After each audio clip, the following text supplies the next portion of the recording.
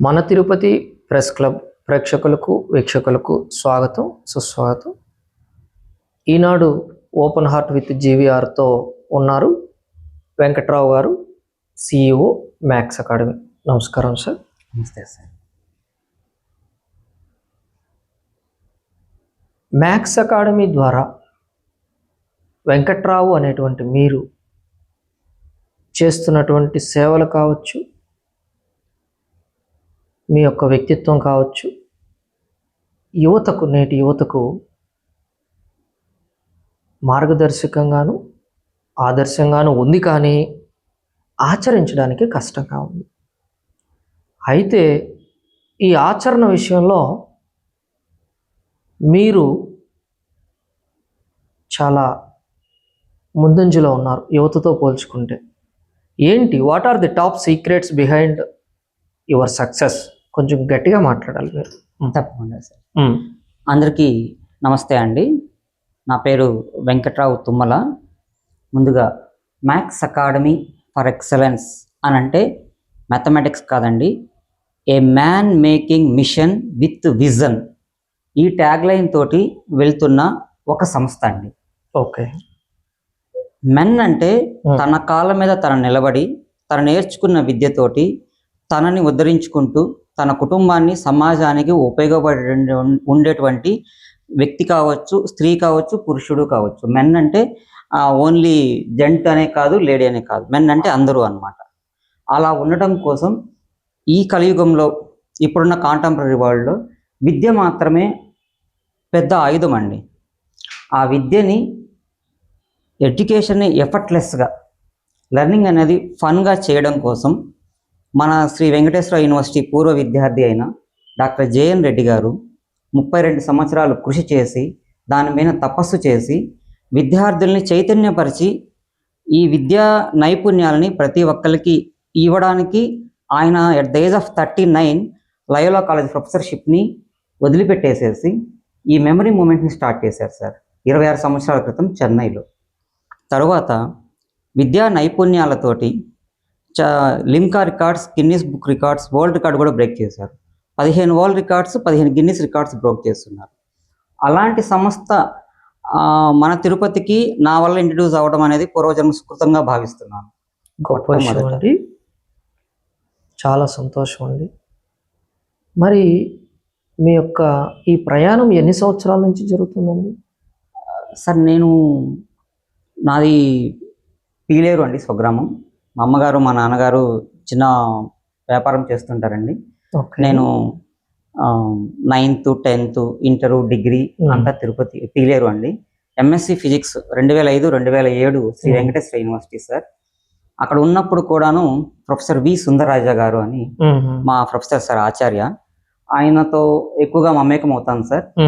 నా life journey ఎలా ఉంటుందంటే సార్, తొలి దశలో ఉండే పిల్లలతోటి, మళ్ళీ దశలో ఉన్న పెద్దవాళ్ళతోటి దగ్గరగా ట్రావెల్ చేస్తాను సార్.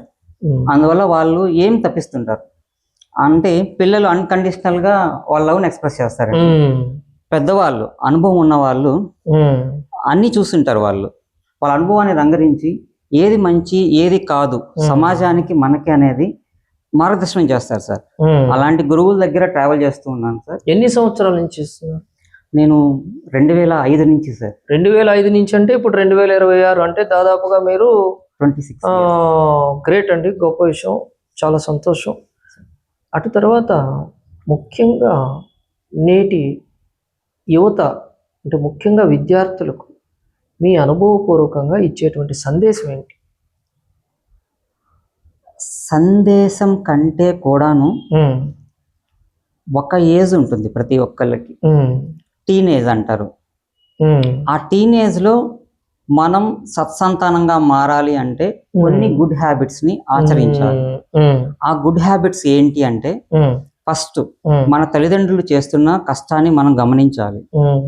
మన టీచర్స్ మనకి ఏదైతే చెప్తున్నారో ఎంత కష్టపడుతున్నారో, దీని వెనక పరిశ్రమ, మనం చదువుతున్న విద్యా వ్యవస్థ యొక్క ఇన్ఫ్రాస్ట్రక్చరు, సమాజం యొక్క సమిష్టి యొక్క పన్నులతో ఏర్పడ్డ సంస్థలు, దీనిలో ప్రతి ఒక్క దానిలో ప్రజాధనం ఉంటుంది. మనం యూజ్ చేసుకునే ప్రతి ఒక్క సర్వీస్ లో, మనం తినే ప్రతి ఒక్క మెతుకులో మన తల్లిదండ్రుల కష్టము చెమట ఉంటుంది. ఈ రెండింటిని దృష్టిలో పెట్టుకోవాలి. ఒక సంవత్సరం ముందు నేను ఒకసారి మాట్లాడుతూ చెప్తున్నాను, ప్రతి ఒక్కళ్ళలో ఒక డేర్, డ్రీమ్ అండ్ డూ అని ఉంటుంది. ప్రతి ఒక్కళ్ళ దానిలో ఫస్ట్ పేరెంట్స్ ని యాడ్ చేసుకోవాలి మన లైఫ్ లో, ఫ్యామిలీ, తర్వాత ఫ్రెండ్స్, తర్వాత ఫెయిల్యూర్ ని యాడ్ చేసుకోవాలి. ఈ 4 యాడ్ చేసుకుంటే మీరు ఖచ్చితంగా ఒక మ్యాజిక్ ని క్రియేట్ చేస్తారు.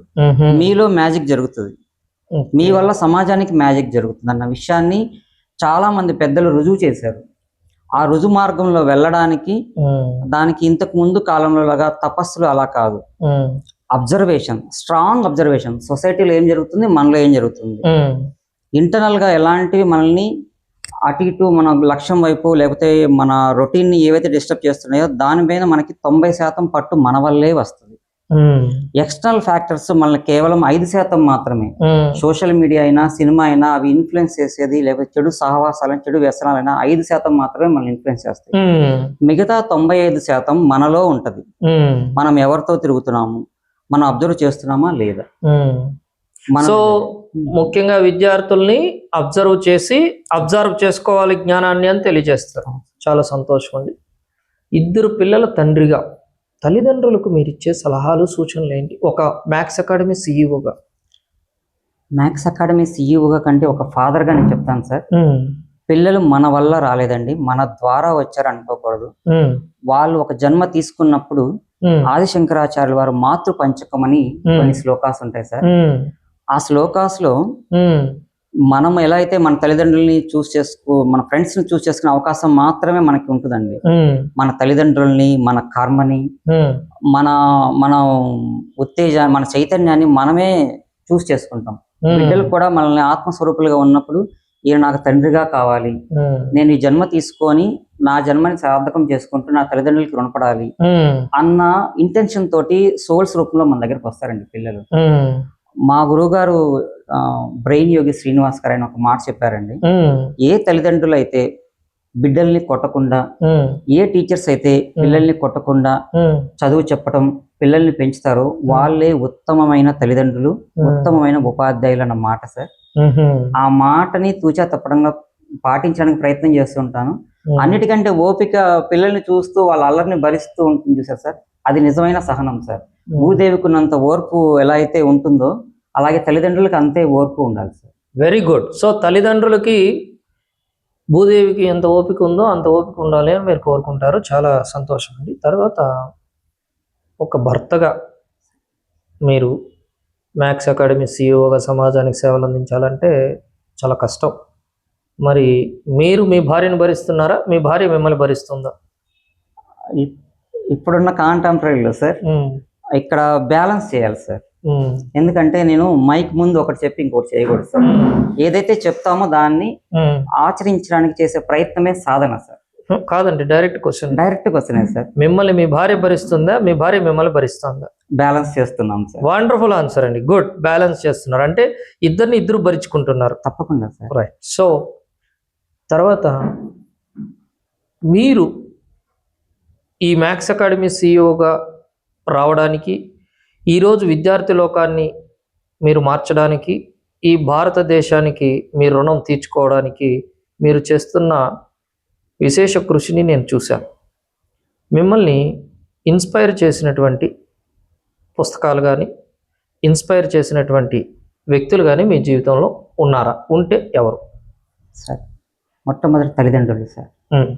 మా అమ్మగారు ఆదిలక్ష్మి తుమ్మల, మా నాన్నగారు లేట్ తుమ్మల గురువయ్య గారు సార్. ఒక స్థాయి నుంచి మమ్మల్ని నిర్మించుకుంటూ వచ్చారు సార్. మేము చిన్న వ్యాపారం చేస్తాం సార్, వీక్లీ మార్కెట్స్ కి ఇలా వెళ్తూ ఉంటారు. వాళ్ళని చూసి పెరిగాము. మా రొటీన్ ఏంటంటే సార్, స్కూల్కి వెళ్ళడం, మా తల్లిదండ్రులు పనిచేసి వచ్చిన తర్వాత వాళ్ళకి సేవ చేసుకుంటాం, నిద్రపోవడం సార్. వేరే యావిగేషన్స్ ఏమీ ఉండవు. వాళ్ళు నేను ఏ ఆప్షన్ తీసుకున్నా సరే ఇది వద్దు అది వద్దు అని చెప్పలేదు సార్.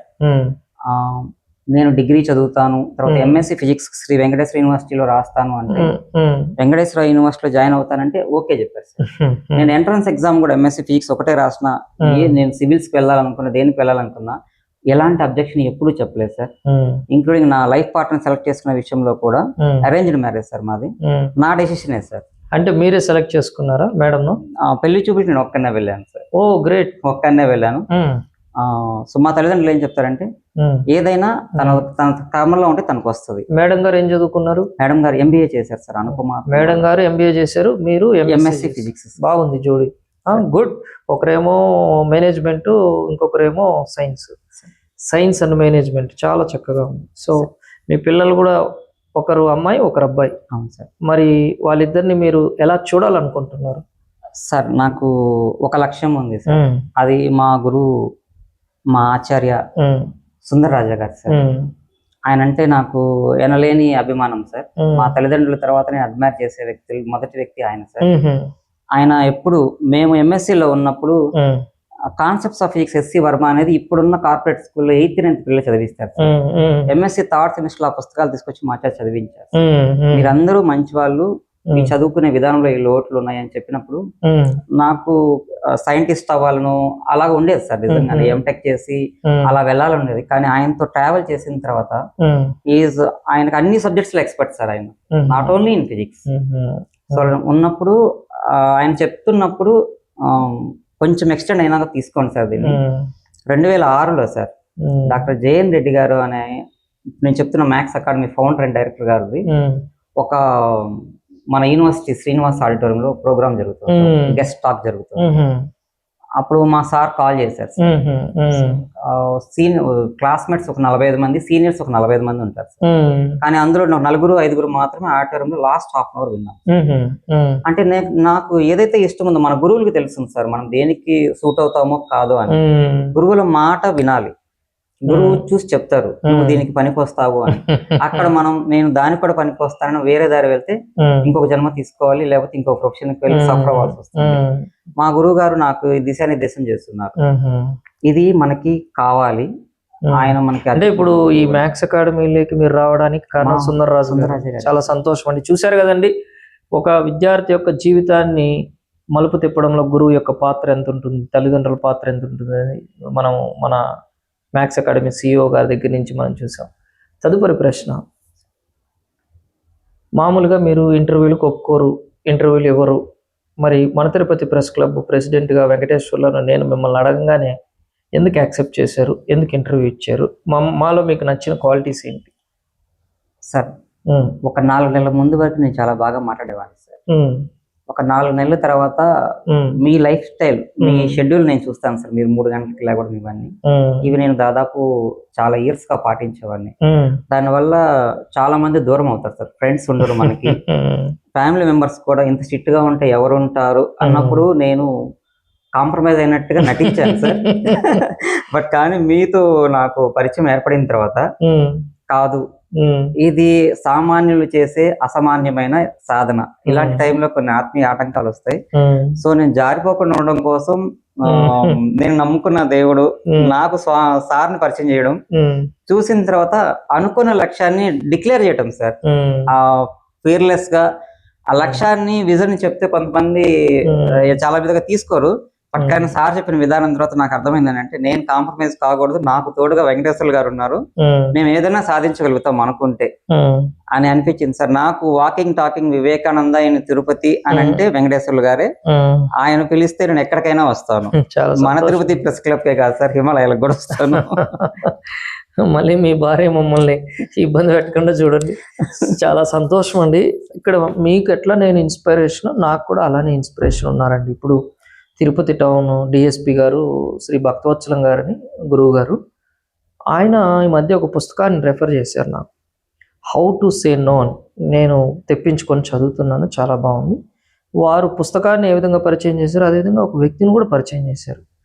జయచంద్రరాజు గారని సర్కిల్ ఇన్స్పెక్టర్గా ఉండి వారు రిజైన్ చేసి వచ్చి ఇప్పుడు అడ్వకేట్గా చేస్తూ సమాజానికి సేవ చేస్తున్నారు. అలా మన జీవితాలను మనం శిల్పంగా చెక్కించుకోవడానికి మనలో మనము గురువుని ఎత్తుక్కుంటూ మనము మీరు అన్నట్లు తల్లిదండ్రులు పెద్దలు చెప్పిన మాటలు కనుక మనం వినగలిగినట్లయితే మనం మంచి సంస్కారాలు అంటే మంచి అలవాట్లు మన భవిష్యత్ తరాల వారికి ఇచ్చిన వాళ్ళం అవుతాం.